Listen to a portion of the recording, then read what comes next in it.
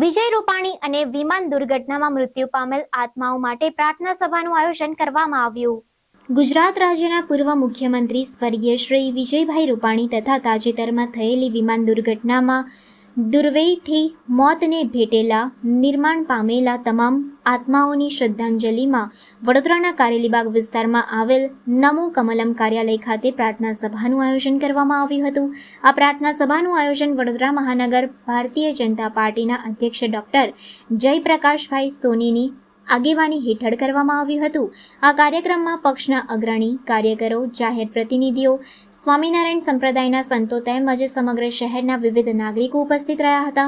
કાર્યક્રમ દરમિયાન સૌએ મૌન પાડીને વિજય રૂપાણી તથા વિમાન દુર્ઘટનામાં મોતને દિગ્ગજ આત્માઓને શ્રદ્ધાંજલિ અર્પિત કરી હતી। તેમના આત્માની શાંતિ માટે પ્રાર્થના કરી હતી।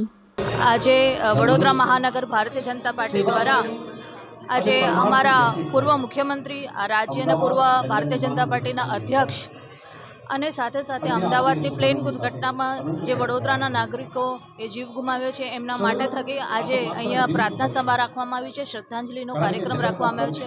અમે વિજયભાઈ રૂપાણી સાથે કામ કર્યું છે, ખાસ કરીને જ્યારે એમનું બાય ઇલેક્શન હતું રાજકોટ ખાતે ત્યારે મારો પણ ત્યાં પ્રવાસ હતો, મારે પણ પ્રચારમાં જોડાવાનું થયું। ખૂબ સરળ વ્યક્તિત્વના ધણી હતા। સાથે સાથે અલગ અલગ યોજનાઓ થકી કેવી રીતે લોકો સુધી આપણે પહોંચી શકીએ, કેવી રીતે અલગ યોજનાઓનો લાભ આપી શકીએ, એમની કાયમ એમની છેવાડાના માનવી એક શબ્દ એમને કાયમ એમના પ્રવચનમાં પણ રહેતો।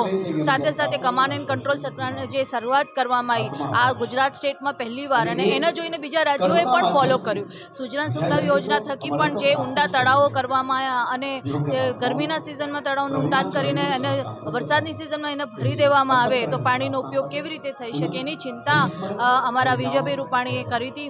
સાથે સાથે એમ્સ પણ જો ગુજરાતને મળી હોય તો રાજકોટ ખાતે એમના પ્રયત્નોથી મળી હતી, એ પણ ભૂલાય એવું નથી। એટલે અમારી સ્મૃતિમાં કાયમ વિજયભાઈને અમે કાયમ યાદ કરતા રહીશું।